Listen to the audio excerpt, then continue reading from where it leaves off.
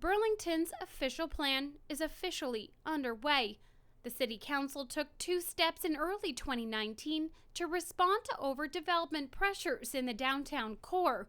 They first approved an interim control bylaw to freeze the development for 1 year, then launched a review of the excess height and density for the downtown, which was in the 2018 adopted official plan approved by the previous council.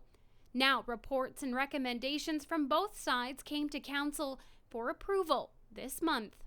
In many cases, what our staff have given us through the work of the consultant over the past year is a much better plan than the adopted official plan from the previous council that became an election issue that many of us, myself included, said that we would work to change. It's better than that plan, but in many cases it's actually better than our existing official plan. So, for example, at the foot of Burlington and Lakeshore, in our current plan, that calls for high-rise building there. It's on the edge of an established neighborhood.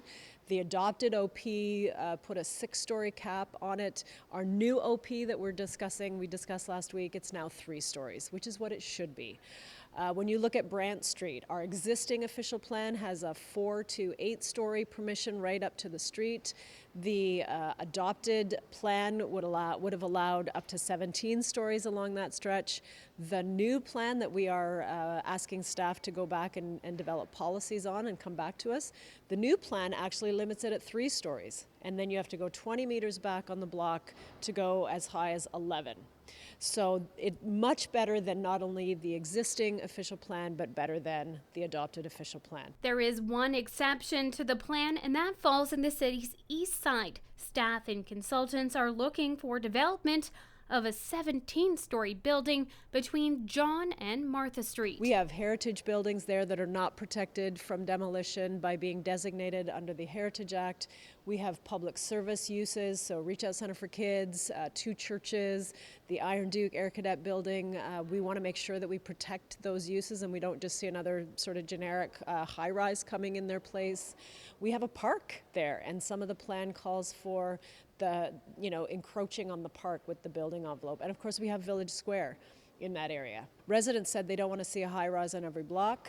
The new policies that we're looking at, the new concept we saw, will not allow for a high-rise on every block. It will direct the height where it needs to go. And one of those places is Ghent and Brant Street, way away from the lake, away from our heritage areas. There's existing 20-story buildings there.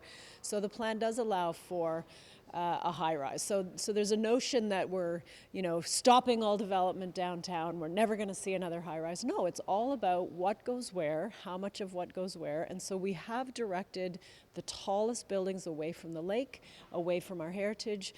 With development relocation, this not only satisfies the majority of the community's reflection for the city, but was validated by the interim control bylaw that stated downtown Burlington does not function as a major transit area and would not justify intensification for the city's core. It's knowledge now that it doesn't necessarily qualify as what it was intended to do, and the density targets that are applied with that shouldn't be compounded, they should be complemented. So we'll be looking to receive from staff a recommendation on what we can do around that designation. Most importantly, 2 concepts were brought forward to the community with the community's feedback and many engagement opportunities. We're now whittled down to 1 preferred concept, and that 1 preferred concept was brought to council. It'll come back to us again in the spring to understand what those policies around the preferred concept look like.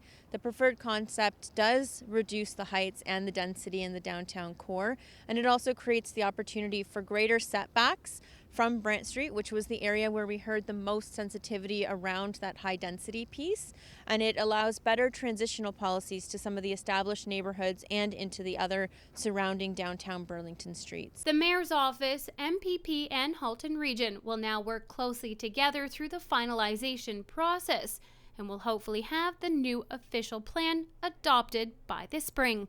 For Halton News, I'm Kristen Demeny.